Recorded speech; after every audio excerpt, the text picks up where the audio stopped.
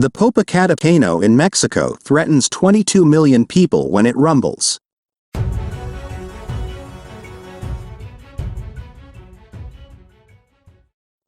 The Popocatepetl volcano in Mexico rumbled back this week, spitting out a soaring cloud of ash that forced 11 villages to cancel school sessions.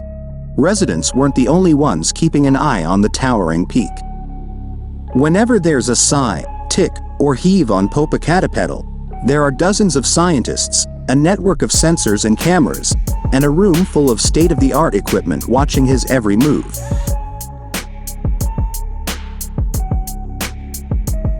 The 17,797-foot, 5,426-meter volcano, known as El Popo, has been spewing toxic smoke, ash, and chunks of incandescent rock continuously for nearly 30 years, since awakening from a deep sleep in 1994.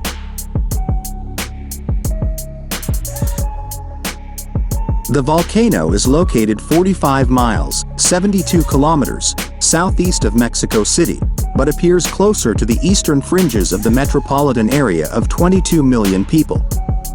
The city also faces threats from earthquakes and sinking land, but volcanoes are the most visible potential hazard and the most closely watched. Severe eruptions can cut off air traffic or cover cities in a suffocating cloud of ash.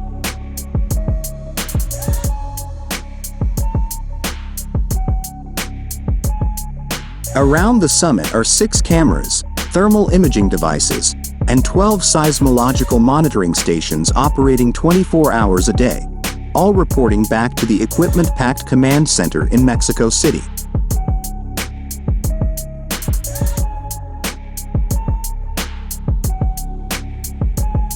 A total of 13 scientists from the multidisciplinary team rotate on staff at the command center around the clock.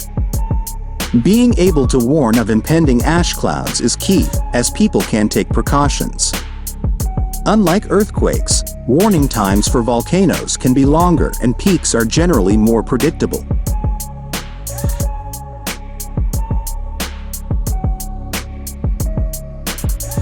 Recently, researcher Paulino Alonso went around checking readings at a command center run by Mexico's National Center for Disaster Prevention, known by his initials CINAPRED.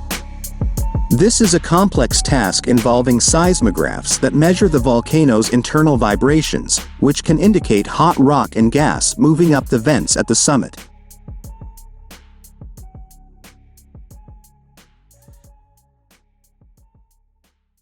Monitoring of gases in nearby springs and on the summit, and wind patterns that help determine where ash might be blown, also plays a role.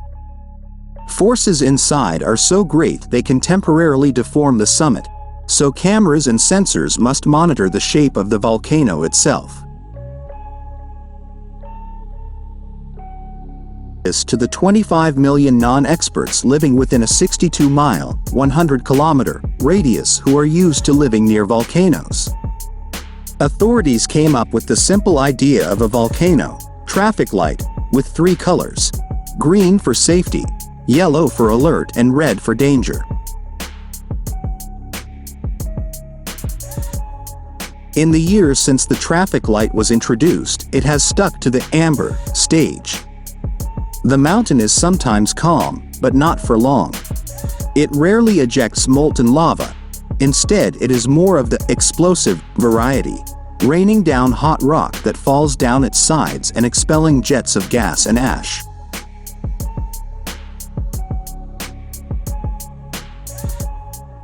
The center also has monitors in other states. Mexico is a country that is very familiar with natural disasters. For example, Mexico's earthquake early warning system is also based in the command center. Because the city's soil is so soft, built on a lake bed, earthquakes hundreds of miles away on the Pacific coast can cause major devastation in the capital, as they did in 1985 and 2017.